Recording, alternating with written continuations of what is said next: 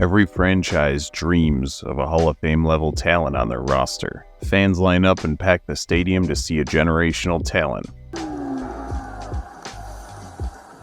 So why was this man so controversial? This is the bizarre career of Terrell Owens. With the 89th pick, the 49ers select Terrell Owens, wide receiver, University of Tennessee, Chattanooga.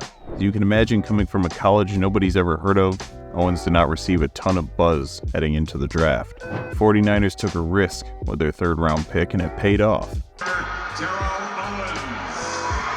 Owens spent the first 8 seasons of his career with the 49ers. The first 5 were spent teaming with the greatest wide receiver of all time, Jerry Rice. During his first 4 seasons, Owens would average just over 800 yards and 7 touchdowns in his first 4 seasons. Year 5 is when everything took off. 8 of the next 9 seasons would see Owens haul in well over 1,000 receiving yards per year. Owens was also an Iron Man. He may well have been made of iron, but in terms of durability, Owens would only miss 10 games his entire career due to injury. Aside from a season where he only played 7 games, but we'll get into that later. Owens would become notorious for his play on the field, but his sideline antics would take the spotlight. He and fellow Diva receiver Chad Johnson would become well known for their touchdown celebrations. You may be thinking, what's the big deal? Well, this was during a time where touchdown celebrations were not only frowned upon, but they were penalized. The NFL, in an attempt to grab the next generation, decided to do away with the rule. Owens' most famous touchdown celebration was against the Dallas Cowboys. More on them later. Owens would catch a touchdown pass in Dallas. That's nothing new for Owens. However, he decided to take the ball to the 50-yard line and pose on the star in the center of the field. Cowboys defender George Teague had enough of the antics and charged after Owens, blasting him as soon as he got to the big star.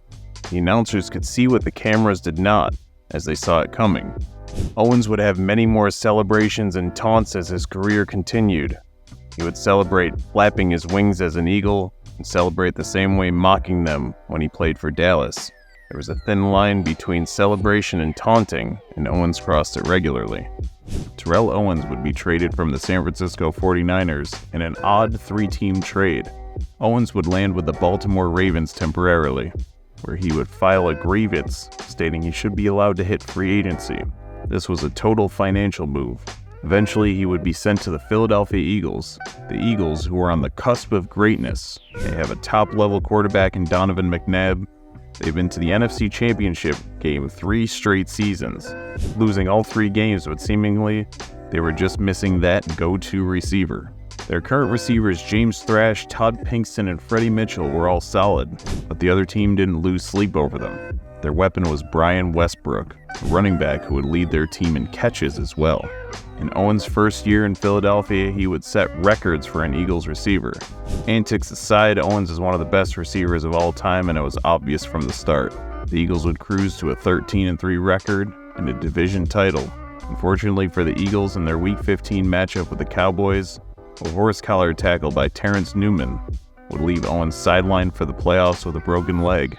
This type of tackle would be outlawed following the season. Owens, however, being the absolute freak that he is, played in the Super Bowl less than 2 months later. He didn't show up to party, he showed up to ball. Owens would haul in 9 catches for 122 yards. Unfortunately, this was in a losing effort, but the Eagles have Owens for 6 more seasons, right? With Terrell Owens, you take the good with the bad. We spoke of the good, here's the bad. It all started with Owens catching his 100th career touchdown pass, and the team won to keep pace with their division rivals.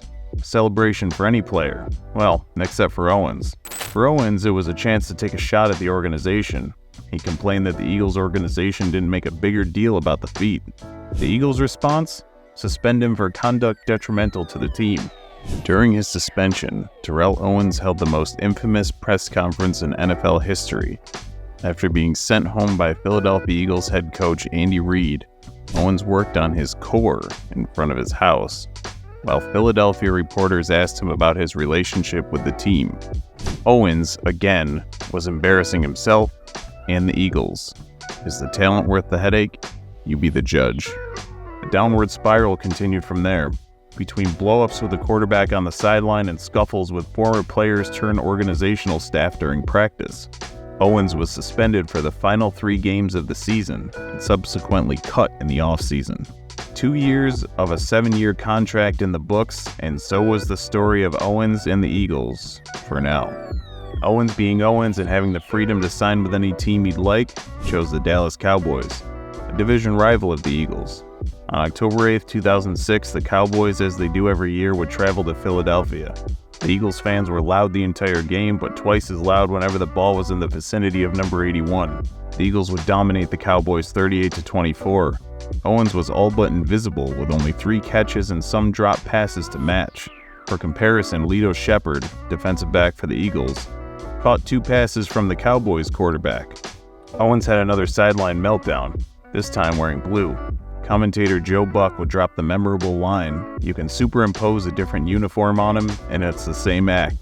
Owens would spend 3 seasons in Dallas where he would be in the spotlight and win nothing of importance. The only memorable moment from the Cowboys' run was the "That's my quarterback" press conference. Do yourselves a favor and check that out. This was a meltdown of a different type for Owens. His final 2 seasons were spent in Cincinnati and Buffalo respectively before his retirement. Terrell Owens would finish his career in some rarefied air. As of recording, he is ranked 3rd all-time in receiving yards behind Jerry Rice and Larry Fitzgerald. He's also 3rd all-time in receiving touchdowns behind Jerry Rice and Randy Moss. He is the only player in NFL history to catch at least 2 touchdowns against all 32 NFL teams. While Jerry Rice's records are all but unreachable, you have to wonder what his career would have looked like if he'd stayed in Philadelphia. But there are guys, and I know that there are teammates that I've talked to recently that said that they saw him throw up in the huddle. I've talked to teammates since then and know for a fact that he was out the night before. Terrell Owens' career was recognized with the highest honor as he was inducted into the Pro Football Hall of Fame in 2018. Even his induction was without controversy. Owens was eligible for the Hall of Fame in 2016. Despite being a statistical lock, he was not voted in during his first 2 eligible years due to his antics, comments, and overall attitude.